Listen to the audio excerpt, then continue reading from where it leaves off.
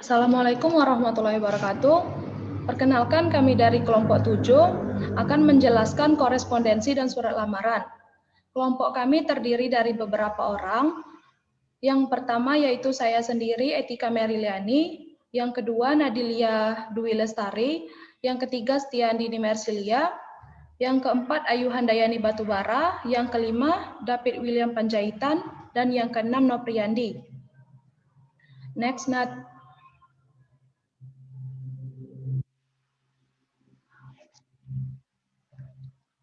Baiklah, di sini saya akan menjelaskan tentang korespondensi. Korespondensi berasal dari kata corporens Inggris atau korespondenti Belanda yang berarti hubungan yang terjadi antara pihak-pihak yang terkait. Hubungan pihak-pihak yang terkait dalam bisnis biasanya bersifat resmi dan dilakukan dengan surat menyurat. Oleh karena itu, juga diartikan sebagai surat menyurat.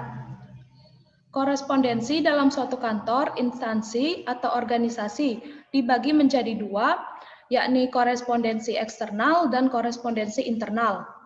Korespondensi eksternal yaitu hubungan surat menyurat dilakukan oleh kantor atau bagian-bagian dengan pihak luar. Yang kedua, korespondensi internal yaitu hubungan surat menyurat yang dilakukan oleh orang-orang dalam suatu kantor, termasuk hubungan antara kantor pusat dan kantor cabang. Korespondensi bisnis adalah berbagai macam aktivitas pertukaran informasi melalui media surat menyurat dan menunjang aktivitas bisnis. Korespondensi bisnis mempunyai 3 bagian penting, yaitu surat keluar, surat masuk, dan penyimpanan surat atau arsip. Materi selanjutnya akan dijelaskan oleh teman saya.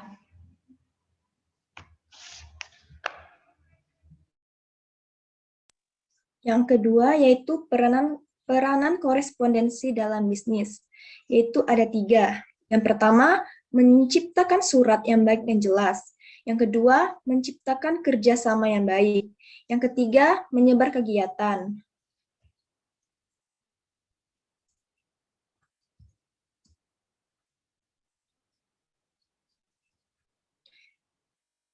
Yang keempat yaitu dasar konsep korespondensi bisnis. Jadi, korespondensi bisnis merupakan suatu kegiatan korespondensi yang dilakukan dalam dunia bisnis, baik dalam surat, memo, agenda proposal, ataupun laporan bisnis. Dikembalikan oleh moderator. Baiklah, penjelasan selanjutnya akan dijelaskan oleh Stiandini Mersilia. Kepada Stiandini, disilakan. Next, Nat. Bahasa korespondensi bisnis yang pertama harus jelas. Jelas artinya tidak hanya mudah dimengerti, tetapi harus terbebas dari salah tafsir atau rancu, sehingga data-data yang dituangkan dalam surat sesuai dengan sasaran yang diinginkan. Yang kedua, lugas. Lugas artinya sederhana, praktis, bersahaja, atau simple. Yang terakhir, menarik dan santun. Menarik dan santun adalah bahasa yang hidup, lugas, jelas, wajar, enak dibaca, tidak kaku, tidak menggunakan kata-kata yang telah using, dan tidak menggunakan kata makian yang dapat menyinggung perasaan orang lain. Next, Nat.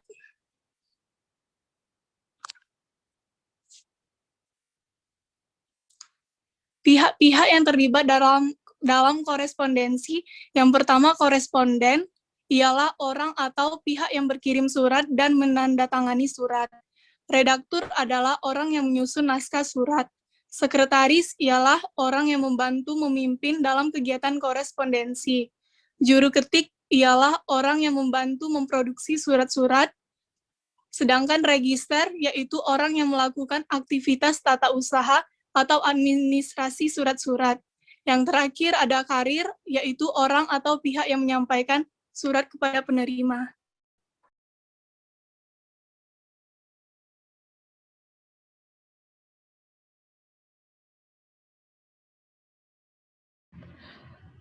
Penjelasan selanjutnya akan disampaikan oleh Ayu Handayani Batubara. Kepada Ayu, disilakan.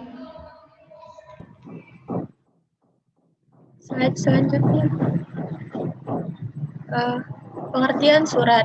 Menurut Pusat Pembinaan dan Pengembangan Bahasa Departemen Pendidikan Nasional, surat adalah sarana komunikasi yang digunakan untuk menyampaikan informasi tertulis oleh suatu pihak kepada pihak lain, baik yang berkaitan dengan kegiatan bisnis ataupun non-bisnis. Sedangkan surat bisnis adalah surat yang digunakan orang atau organisasi untuk menyampaikan informasi tertulis dalam kaitannya dengan penyelenggaraan kegiatan bisnis. Korespondensi dapat diartikan dengan berkirim-kiriman surat. Ini berarti bahwa korespondensi adalah kegiatan berkomunikasi dengan menggunakan surat sebagai sarana. Orang yang berkomunikasi dapat menggunakan surat disebut koresponden. Slide selanjutnya.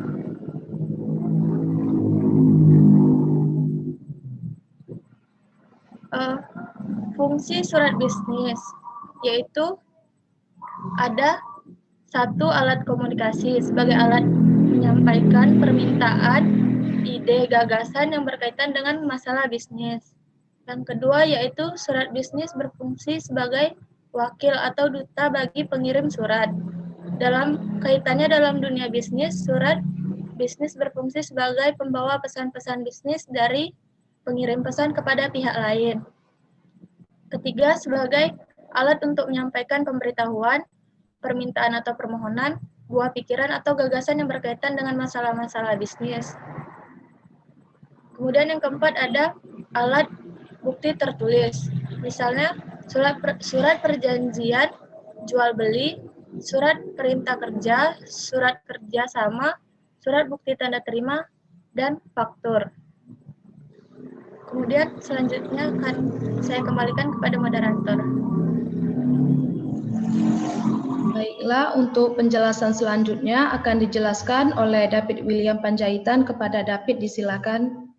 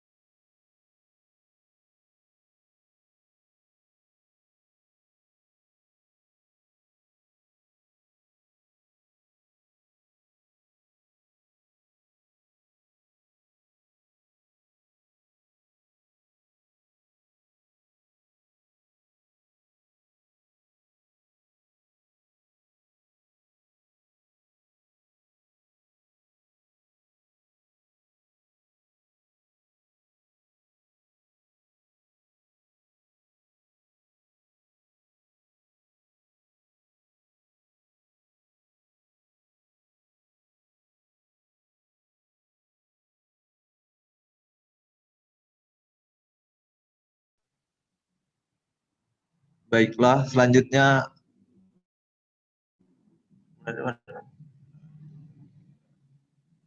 Mohon maaf, Pit, tapi suaranya tadi belum kedengaran. Boleh diulang kembali?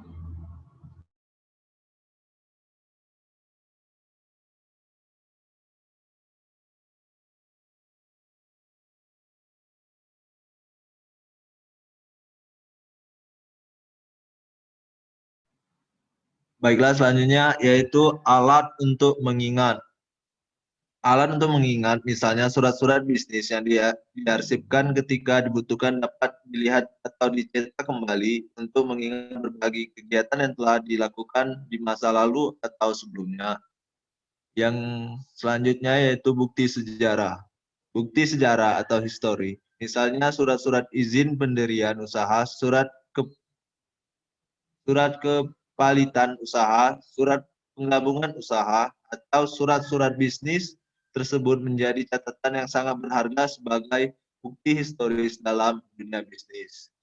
Yang ketujuh itu pedoman kerja. Pedoman kerja misalnya surat keputusan dan surat perintah atau instruksi kerja. Surat-surat bisnis tersebut berfungsi sebagai pedoman atau acuan dalam melaksanakan suatu kegiatan bisnis. Yang terakhir, media promosi bagi pengiriman surat. Dalam perkembangannya, surat bisnis dapat digunakan oleh si pengirim untuk mempromosikan perusahaan termasuk produk-produk yang dihasilkan kepada pihak lain, baik perorangan maupun instansi atau perusahaan. Misalnya surat perkenalan perusahaan, surat penawaran produk, dan surat pemberitahuan. Selanjutnya,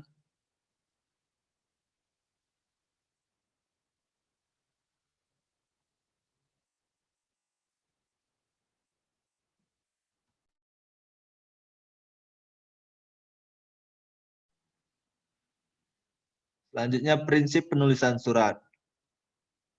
Contents atau kebenaran. Surat harus ditulis secara benar dan baik, sehingga akan membawa pesan yang sebenarnya dan tidak menimbulkan miscommunication.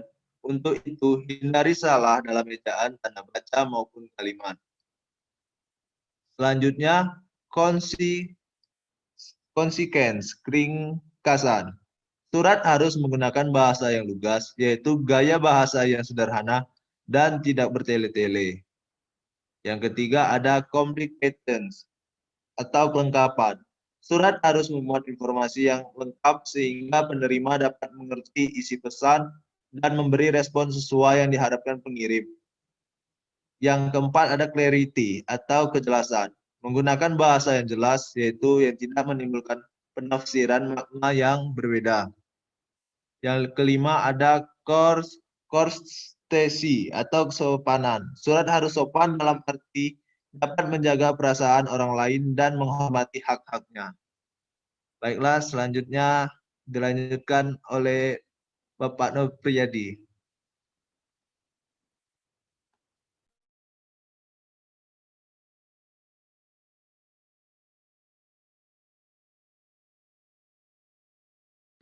Kepada Nopri disilakan.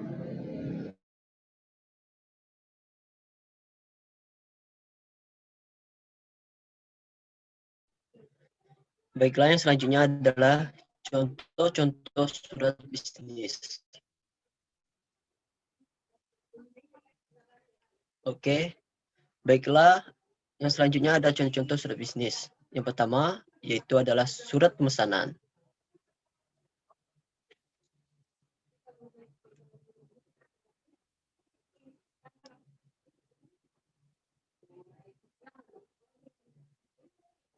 Baiklah, yang selanjutnya itu ada contoh surat bisnis. Yang pertama adalah surat pemesanan.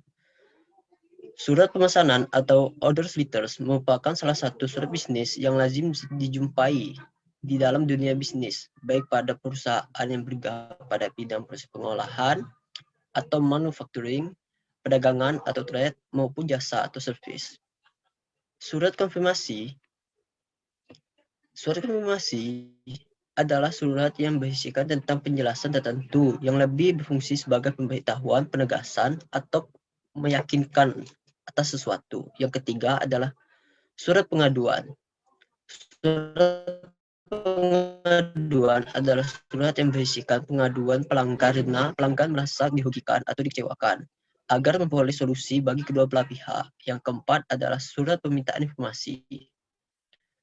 Surat informasi adalah surat yang dikirim sebagai berbagai informasi penting kepada pihak lain, baik persoalan. Slide selanjutnya.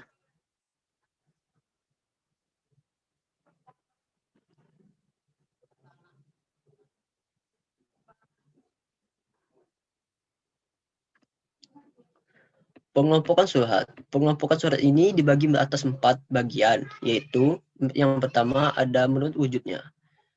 Menurut wujudnya ada 6 bagian, yaitu surat bersampul, kartu pos, wordcard pos, telegram dan telex, memorandum, dan yang keenam adalah surat tanda bukti.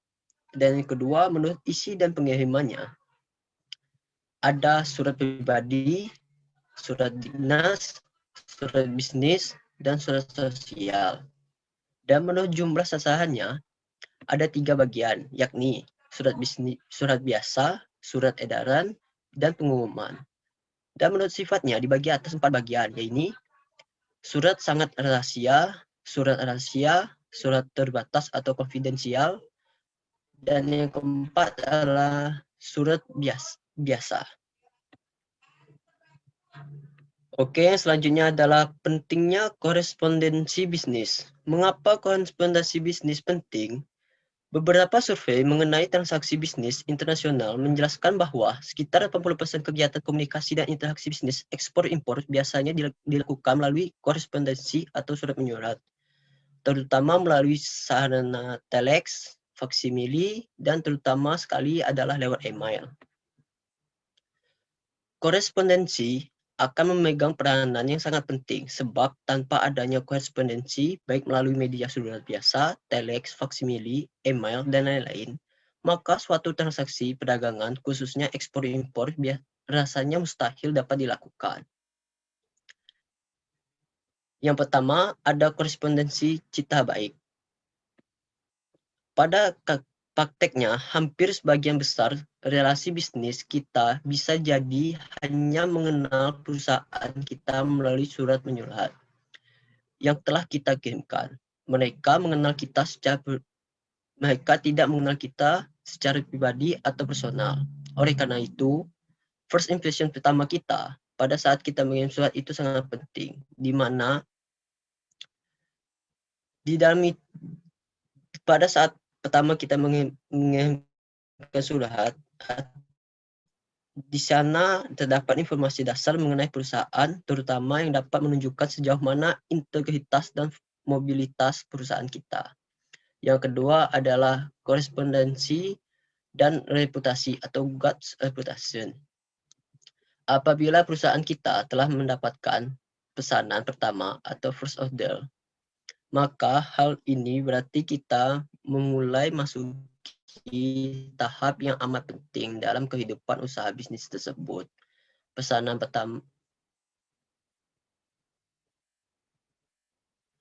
pertama merupakan ujian atas bonafiditas perusahaan. Dan salah satu ukuran yang dapat kita capai. Apakah perusahaan dapat memegang komitmen, khususnya tentang tepat mutu dan tepat waktu. Dan yang ketiga ada korespondensi dan kepercayaan atau reliability. Citra yang baik muncul dari penampilan lahir yang baik, sedangkan reputasi yang baik akan lahir dari kemampuan perusahaan dalam memegang janji, komitmen, atau menunjukkan kinerja yang baik. Apabila perusahaan dapat mencapai kedua sarana di atas, maka secara otomatis para pelanggan akan menaruh kepercayaan kepada perusahaan dalam aktivitas transaksi biasanya. Peranan korespondensi sangatlah penting untuk dapat mewujudkan tercapainya ketiga sarana tersebut, yakni tercapainya citra, reputasi, kepercayaan dari mitra bisnis perusahaan.